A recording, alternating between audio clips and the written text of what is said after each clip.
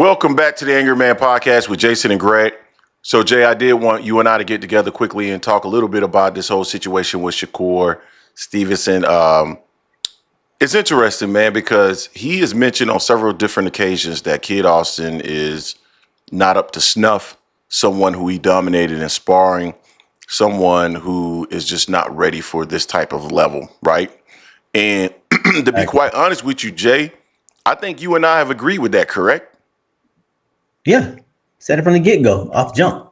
Yeah, I think we were aligned with Shakur Stevenson.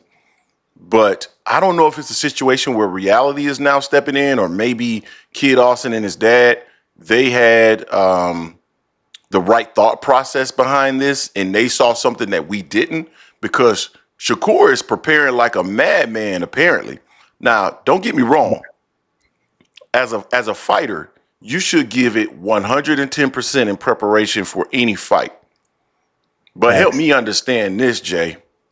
Why is it then that you need Floyd Mayweather, Andre Ward, Terrence Crawford, and Sean Porter and Kemp? Looked like he sparred with Porter and sparred with Andre Ward and was on sitting like Indian style. I think it's down there in this video on the bottom left-hand corner, sitting Indian style with Bud next to him, or sitting in front of him like a student in a class. I don't understand, why is it that you have all these legendary individuals coming in to help you prepare for a guy that is a prospect? Like, I'm not tracking with it, man. Right. So either what you're saying about Kid Austin isn't true in regards to how that sparring really materialized, right? Or everything that you've said in terms of styles and the fact that he's just a prospect and that he's not that good, all those things are incorrect. Or you know that there are levels to the game and maybe you are not as good as you have stated in the past. It's got to be a combination of these things or something, because you don't go to this extent. I mean, good God. What happens when he fight Tank? I mean, he's going to bring Mike Tyson in the camp? Is he bringing Holyfield?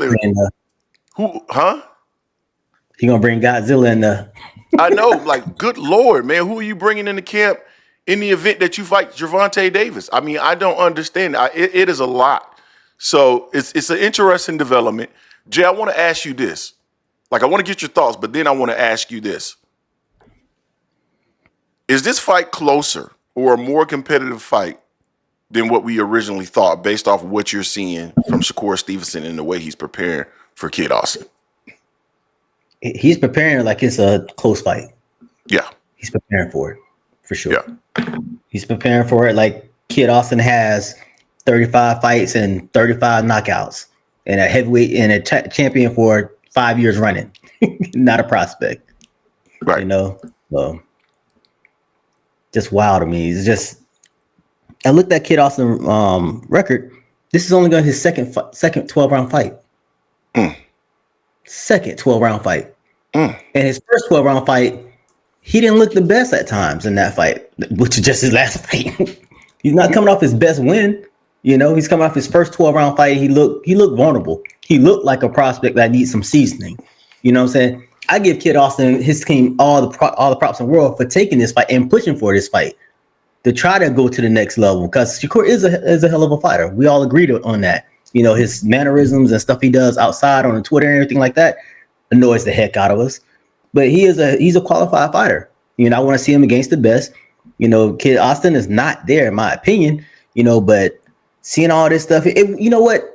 It wouldn't bother me so much if Shakur hadn't come out and said Kid Austin ain't got nothing for him.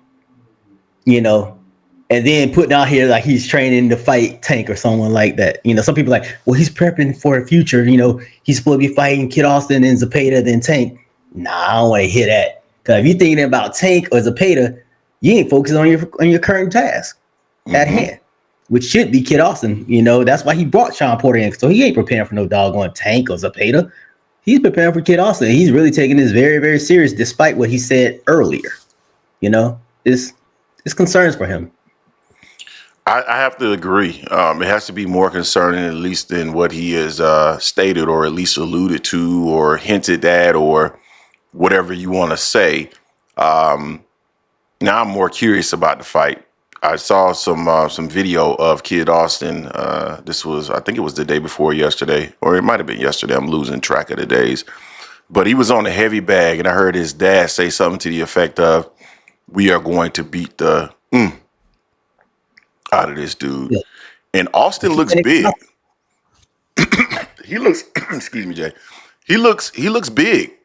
Like when I saw him, I was like, man, he looks big. Like I didn't realize he was this big. Like not like, and he looks lean. It's not. There's no body fat that he's carrying. He looks No. big.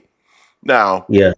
I don't know if he has. I don't know what level of punching power he has, right? And I'm assuming that the reason why Sean Porter was in camp was because he can emulate some of the things that Kid Austin will bring to the ring. But correct me if I'm wrong, but was it Sean Porter that recently had some hip surgery? Yeah.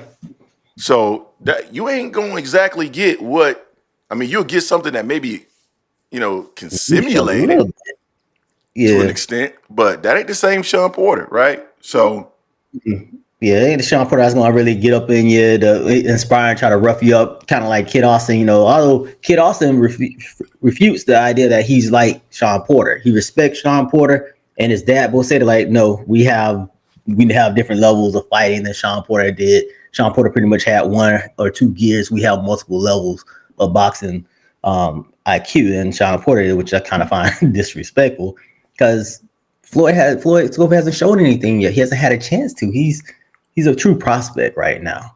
I like his confidence and his dad's confidence in there, out there. But and let me be clear, if Shakur had gone out there to talk to all this noise, time out, he's a walk in the park, he's nothing, all this stuff, it wouldn't bother me the fact that he has all these people in his camp to prepare for this guy. You do something now. If he bring in Juan Guzman, we know he's scared. He might have a little fear because Juan was just in Floyd Schofield's camp. Prior to this, they got rid of Juan because they felt like he was like a mole, trying to give information to Shakur. But if you bring Juan Guzman in, we know what's up. Shakur, you worried. You're more worried than what you put out there. yeah, I think he is. It'll be interesting to see what ends up happening in this particular situation. I'm more curious about the fight now, so you guys should definitely tune in. Shakur. Huh?